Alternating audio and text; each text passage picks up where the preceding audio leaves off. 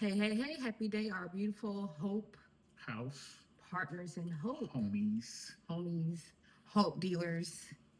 Thank you, squad. the squad. Um, Thank you for tuning in and completing your orientation. This is for the second part, the first part of onboarding, where you'll learn more about our history, our vision, your role, your team, just all the things that you'll need to be successful. We're going to take this opportunity to just talk about the roots, how we started, the vision, why we started. Of course, you know me. I am the real Hope Doc, Dr. Tahira Lee. I'm the CEO and co-founder of Hope Enterprises. I am Tariq Lee, CFO of Hope Enterprises. Yes, and again, a warm welcome. Thank you for saying yes to be a part of this disruptive, imaginative Movement. movement. Yes, three pillars of faith, community, education, and affordable housing. Absolutely. So I am one out of seven. I grew up in very humble beginnings. My mother and father, were married before they had me, and they each had children, but they came together to build a beautiful life together. And that childhood was a little bit rocky, I would say. I endured some things, I saw some things that shaped me who I am today. And then at a very early age, I knew that, not middle school, that I wanted to be an entrepreneur. So I actually told my mother in eighth grade that I wasn't going to have any children, because I felt children were going to take all my money, were going to kind of block me from trying to achieve greater success in life. Little do I know, I graduated at 17 on Wednesday, and I moved out on that Friday, that weekend, to find myself 6 months later being pregnant with my first child, and then later getting married to my first husband. I was married in that relationship for 7 years. It wasn't the healthiest of relationships, but I learned a lot. I endured a lot. But the birth of my first child really had me grow up really, really fast and really super hyper focused on what I wanted to do in the future. I ended up purchasing my first piece of real estate at 19 years old. You know, had already started to work my way up the corporate ladder, achieve great success there, and then stumbled upon my first business at that time, which was a mobile detailing business at 21. And then that marriage, kind of dissolved, and we grew into two different people. At that time, I had two children. By this time, a son and a daughter. Um, and then just one day while I was working at a benefits company, I had met Tariq, who we were friends for a couple of years, never even looked at each other in that way. And we Nobody's found going to believe that. nobody's gonna believe that I didn't. I did. You know how you see those people and you're like, oh, he's so attractive or she's so fine. There's a lot of like office romances and affairs that happen. I was not faithful in my first marriage. I was seeking things outside of myself because I was unhappy in my marriage. So when I approached Tariq, we used to have lunch every day, just talk. We were just really friends. Yeah. He was really trying to get with my best friend. I was not. I was not. It's not true. He's really trying to get with my best friend. But yeah, that's the story that I like to tell myself. But we ended, just connecting on a deeper level. And believe it or not, 2 weeks after we went on a lunch date, a very magical lunch date that ended up being a 3 hour lunch date. We were inseparable. And 2 weeks after that, we decided that this was it, that we were going to be locked in. And then we committed ourselves to each other. 2 weeks later, got married, and we've been here 20 years. And during that 20 years, we have encountered all types of things. And what have we encountered? Anything and everything.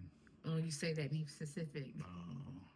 Drug addiction, infidelity, success, multiple businesses, relocating your whole family to another state. Any one of those things could tear a family, could tear a relationship.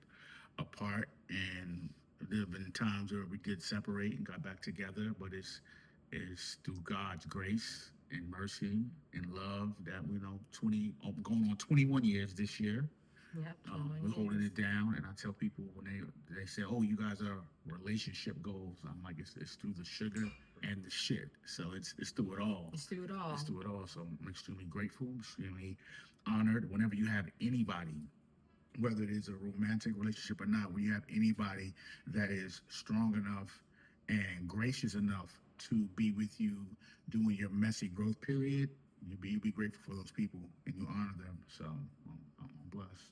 Absolutely. But it was through all of those times, those trials, and those tribulations of finding each other, finding ourselves, identifying what success means to us. We knew that we came to disrupt this planet and create brighter and better opportunities, not just for the youth, but for people overall. Our very first nonprofit was called the Backyard Foundation. Our six children, we have six children combined, they were really, really small. And we really started that Your Backyard Foundation just to really organize a movement to keep our kids busy because there were so many. And there were so many kids in our neighborhood that were just kind of aimlessly Lost. lost. They didn't have like good manners. They didn't like just the way they were talking, the way they were engaging with each other. We took it upon ourselves to mentor them. Clean up our own backyard To, first. yeah, to clean up our own backyard. So it was during that Your Backyard Foundation where we were approached by a pastor that was local in the area, Bishop Terry Walker. Bishop Terry The one and only. Walker, who said, "Hey, what you guys got going over here? I see guys doing stuff for the youth. He was donating like snacks and food and things for us too, because we were taking money out of our pocket to feed these neighborhood children.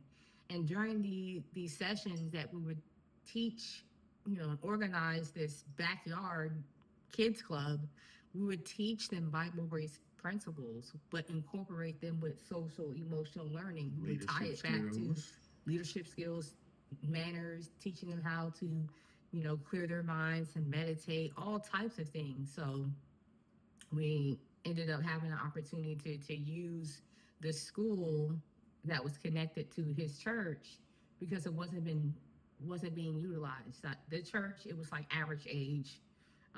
The demographics, just to give you an idea, was 65 years old, or maybe 57 to 65, white men and women.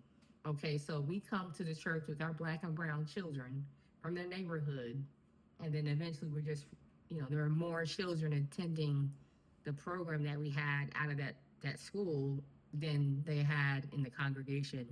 So that is where it kind of started. The idea kind of started like, hey, we're onto something when it comes to community building and youth building and youth development, because we had so many testimonials from parents who would not come to the church now. They would send their kids to the field trips, to the programs, but we never saw them, but they would text us and email us and say, hey, I don't know what's going on with my child, but I didn't have to force them to clean their room today. I see a change in them. I see them, being more confident and being them more bold. So that's why we said, aha, this is it. We started to heavily focus our entrepreneurial efforts centered around the youth. And that just really catapulted when we moved to Atlanta, Georgia, about 8 years ago. So we have come to disrupt the traditional education system and empower individuals to co-create their destinies, because we believe that they are the co-creators of their destiny. We believe that mindset is everything. And what did my father tell you about tools? You can do anything with the right tools. You do anything about the right tools. So that's what Hope Enterprises is. It's equipping individuals, parents, the children, the grandparents. We're bridging generational gaps here because it takes all of us, right? Community is all of us. It's just not one set. We just happen to focus on 7 to 17-year-olds for the Hope House University. So we implore you to just dive deep and learn more about the history and how this small idea became into an extraordinary visionary, disruptive community movement. We have partnerships all over the globe because there are people that believe in what we're doing and people that see how community really bridges the gaps. Anything else you want to say? No, and it started with service. I think the foundation is always going to be service because we didn't just look at that as an opportunity for us to, launch the school and the Yes Academy. We actually really partnered with Bishop Terry Walker and our church and started really being leaders in the youth ministry for about 2 years straight. And things were rough and things were rocky, and Yeah. he got backlash and people wanted to leave because we came in with a heart to serve, but we definitely didn't look like everybody else. I definitely moved different. What? She didn't look like a 65-year-old white man? No, no.